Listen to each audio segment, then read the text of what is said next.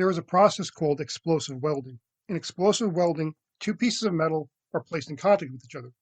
On the outside of one of the pieces of metal is placed explosives. When the explosive detonates, the two pieces of metal are driven together. At the atomic level, there's actually an exchange of atoms between the two pieces of metal that forms a very tight bond. This enables dissimilar metals to be welded, such as aluminum and steel. Welding is a process where two pieces of metal are melted, and then the melted metal recools and forms a solid, uniform object. By the time the steel would melt, the aluminum would be a puddle on the floor. But with explosive welding, they can easily be joined together.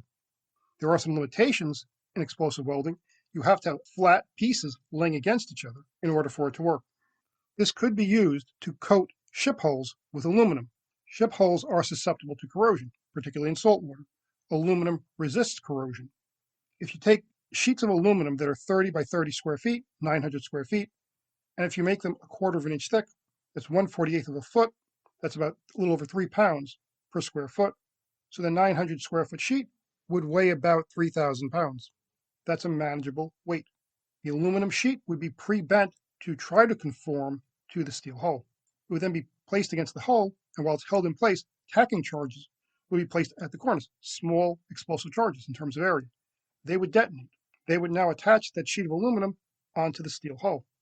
3,000 pounds of weight isn't that much, so it doesn't take that much surface area of explosive welding to hold them attached to each other. With the aluminum sheet held against the steel hull, explosives would be placed over the entirety of the aluminum sheet. One way of doing this would be to make the explosive charges in the shape of big shingles.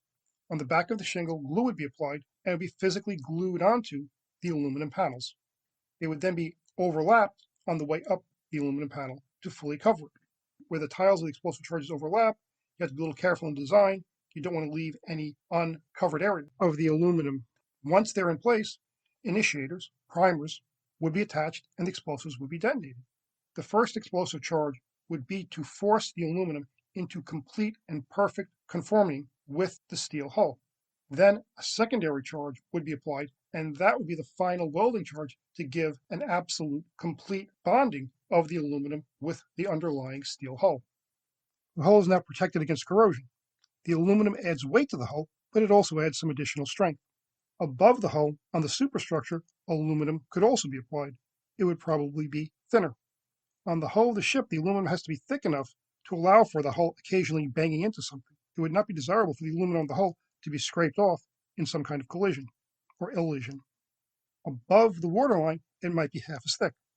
So if it's 1/4 of an inch thick, 6 to 8 millimeters on the hull, it would be maybe 1/8 of an inch thick, 3 to 4 millimeters on the superstructures of the ship. On the interior frames of the ship, the frames could be dipped in an aluminum bath. That's expensive. You have to melt a whole bunch of aluminum. Well, you take the frame and you dip 1/2 of it into aluminum. You then pull it up, let the aluminum harden, flip it over, and dip it into the aluminum bath for the other half. That way you have something that you can grip it onto. That gives complete coating. When you draw the piece up, while the aluminum is still warm and soft, the aluminum can be scraped off any surface that is going to come in contact with another steel surface. It may also be necessary to grind off any remaining aluminum. You don't want any aluminum between the steel. Aluminum is not as strong as steel. If you have an aluminum gap between steel surfaces, when they come under stress, there's a danger of the aluminum shearing and the entire structure of the hull being weakened. For the shell plating, aluminum can be explosively welded everywhere except where the shell plating comes in contact with the frames. This allows steel-on-steel contact between the frames and the shell plating. Explosives can then be placed on the outside of the shell plating, and again, the entire hull can be explosively welded. Wherever there is a gap in the aluminum, whether it's on the outside of the hull or where the frames and the shell plating come together, aluminum would be welded. The aluminum is firmly attached to the steel hull. The aluminum weld you're applying is actually welding aluminum onto aluminum, but it fills the gap, makes sure that there's no gaps, and fully encases and protects the hull against corrosion. This whole process would add a significant amount to the cost of the ship hull. But the question then becomes the total life cycle costs. With this protection of the ship hull against corrosion with aluminum, the paints do not have to be anti-corrosive. Below the waterline, the only purpose of the paints is anti-fouling, to prevent marine growths from forming. On the other parts of the ship, if it's a naval vessel, it's just they'd have low observables, give it a nice dull gray finish. Radar absorbing paints probably aren't going to work on ships. The radar coatings tend to be expensive and they don't last very long.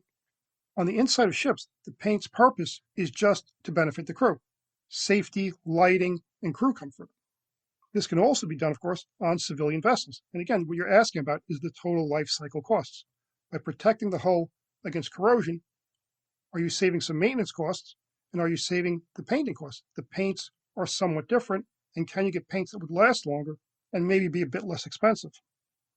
One of the problems with this is the scrapping of the ships. Because the aluminum is permanently attached to the steel, in scrapping you'd have to melt them together. Aluminum is lighter than steel and can somewhat be skimmed off from the top when it's melted. But some of the aluminum is going to contaminate the steel, and some of the steel is going to contaminate the aluminum.